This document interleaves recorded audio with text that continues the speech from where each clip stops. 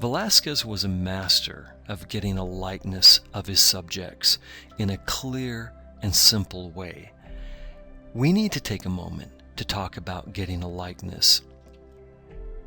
And before you say, whoa, wait a minute, Nathan, now that you mention likeness, it's occurring to me, I've paid good money and dumped a whole lot of my personal time into this class, and here we are coming towards the end of the class, and we're just barely now talking about getting a likeness. That's why I took this class, is to figure out how to get a likeness in charcoal. I want to reassure you that in fact, every single week of this class, we have been talking about getting a likeness. Just not in so many words, but in the pictures and the approach we've been taking. Let me make my case to you here by showing you a photograph from my high school yearbook. This is the junior varsity high school team. So the varsity team got the big picture, they got the bigger picture on the page, and then real tiny in the yearbook is this picture. I've blown it up for you whole screen, but in the actual yearbook, it is only about 6 inches across and 3 inches high. It is that tiny. These guys in the back row in the original yearbook, their heads are about 5 millimeters tall. That's it. And yet, 25 years later, looking at this with a minimum amount of information here, looking at that yearbook, the little teeny tiny heads, I recognize every single one of them. I recognize this guy, I recognize that guy, I recognize this guy. I knew him in high school, I knew who they were, and yet that tiny amount of information gives me everything that I need to know to remember who they were visually. Now I know you guys are scouring that crowd trying to find me because, of course, I know you assumed that I was a high school football star. I know everyone just automatically assumed that, but no, alas, it wasn't true. I played tennis as a pretty good tennis player, if you don't mind me saying so. But no, wasn't a football player.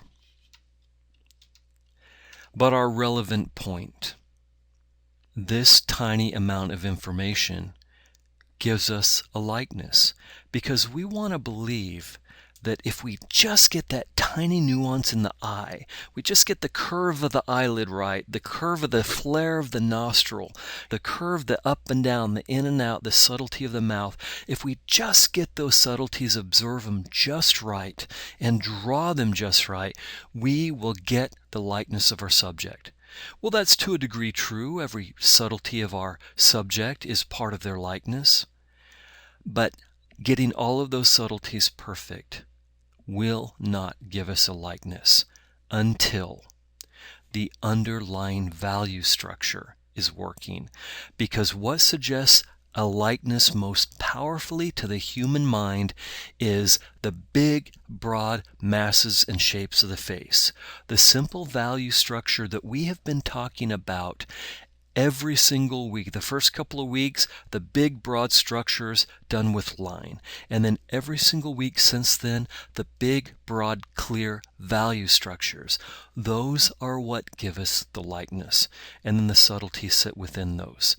You can get a likeness without every single subtlety in the features, but you cannot get a likeness, even if you get every single subtlety of the features correct, if you do not get the underlying value structure. Let me give you a little bit more proof of concept. I want to convince you that this is true. It's come up a few times. I guess it's inevitable. My day job in art.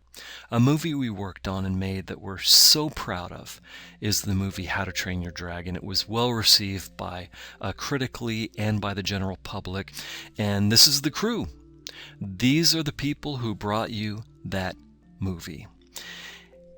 So we shot this, we all got together and did our little cheer, our rah-rah, and had a crew photo taken, and then they printed out glossies, something like 5 inches by 20 inches, and gave us all a copy. So once again, here's all these people with little teeny tiny heads on that 5-inch by 20-inch photo, and everyone's head is less than ½ inch. I mean, almost millimeters tall.